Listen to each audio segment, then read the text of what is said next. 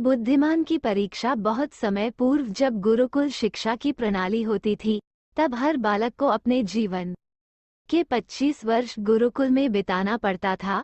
उस समय एक प्रचंड पंडित राधे गुप्त हुआ करते थे जिनका गुरुकुल बहुत प्रसिद्ध था, जहां दूर दूर के राज्य के शिष्य शिक्षा प्राप्त करने आया करते थे।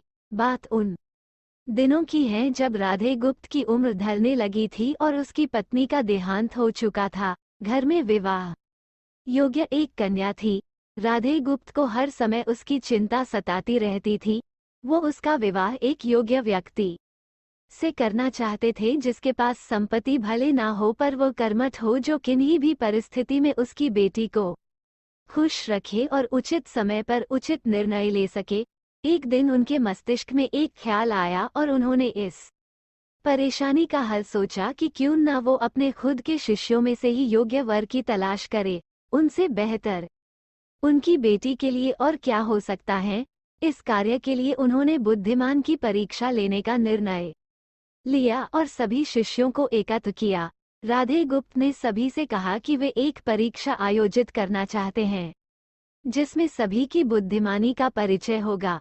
उन्होंने सभी से कहा कि उन्हें अपनी पुत्री के विवाह की चिंता है जिसके लिए उनके पास पर्याप्त धन नहीं है, इसलिए वे चाहते हैं कि उनके शिष्य विवाह में लगने वाली सभी सामग्री कैसे भी करके एकत्र करे। भले उसके लिए उन्हें चोरी का रास्ता चुनना पड़े, लेकिन उन्हें चोरी करता कोई भी देख ना सके। इसी एक शर्त का पालन सभी को करना है।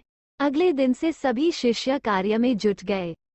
रोजाना कोई न कोई तरह तरह की वस्तुएं चुरा कर लाता और राधा गुप्त को दे देता। राधा गुप्त उन्हें एक विशेष स्थान पर रख देते क्योंकि परीक्षा के बाद ये सभी वस्तुएं उनके मालिक को वापस करना जरूरी था, क्योंकि वे अपने शिष्यों को सही ज्ञान देना चाहते थे। सभी शिष्य अपने अपने दिमाग से कार्य कर रहे थे, लेकिन इनमें से एक चुपचाप गुरुकुल में बैठा हुआ था जिसका नाम रामास्वामी था। वो राधा गुप्त का सबसे करीबी और होनहार छात्र था। उसे ऐसा बैठे देख राधा गुप्त ने इसका कारण पूछा। तब रामास्वामी ने बताया कि आपने परीक्षा की शर्त के रूप में कहा था कि चोरी करते वक्त इसे कोई ना देख सके। इस प्रकार अगर हम अकेले में भी चोरी करते हैं तब भी हमारी अंतरात्मा उसे देख रही है, हम खुद से उसे नहीं छिपा सकते। इसका अर्थ यही है कि चोरी करना व्यर्थ है। उसकी यह बात सुन राधागुप्त के चेहरे पर खुशी छा जाती है। वे उसी वक्त सभी को एकत्र करते हैं और पूछते हैं कि आप सबने जो चोरी की, क्या उसे किसी ने देखा? सभी कहते हैं नहीं। तब राधागुप्त कहते हैं कि क्या आप अपने अंतर्मन से भी इस चोरी को छिपा सके? सभी को बात समझ आ जाती है और सबका सिर नीचे झुक जाता है, सिवाय रामास्वामी के। राधागुप्त रामास्वामी को बुद्धिमानी की परीक्षा में अव्वल पाते हैं और सभी के सामने कहते हैं कि यह परीक्षा मेरी पुत्री के लिए उचित वर तलाशने के लिए रखी गई थी। इस प्रकार मैं रामास्वामी का विवाह अपनी पुत्री के साथ तय करता हूँ। सभी खुशी से झूम उठते हैं, साथ ही चुराई हुई हर एक वस्तु को उसके मालिक को सौंप विनम्रता से सभी से क्षमा मांगते हैं। कहानी की शिक्षा। बुद्धिमानी की परीक्षा से यही शिक्षा मिलती है कि कोई भी कार्य अंतर्मन से छिपा नहीं रहता और अंतर्मन ही मनुष्य को सही राह दिखाता है। इसलिए मनुष्य को किसी भी कार्य के सही गलत के लिए अपने मन को टटोलना सबसे जरूरी है। आज मनुष्य ने अंतरात्मा की आवाज सुनना बंद कर दिया है, इसलिए ही वो गलत रास्ते पर जा रहा है। हमारी अंतरात्मा कभी हमें गलत राह नहीं दिखाती। ये जरूर है कि मन की आवाज हमें वो करने की सलाह देती है जिसे दिमाग कभी स्वीकार नहीं करता, क्योंकि दिमाग सदैव स्वहित में कार्य करता है और मन हमें सही और गलत का परिचय करवाता है। यह सही गलत का परिचय ही हमें सदैव बुराई से दूर रखता है।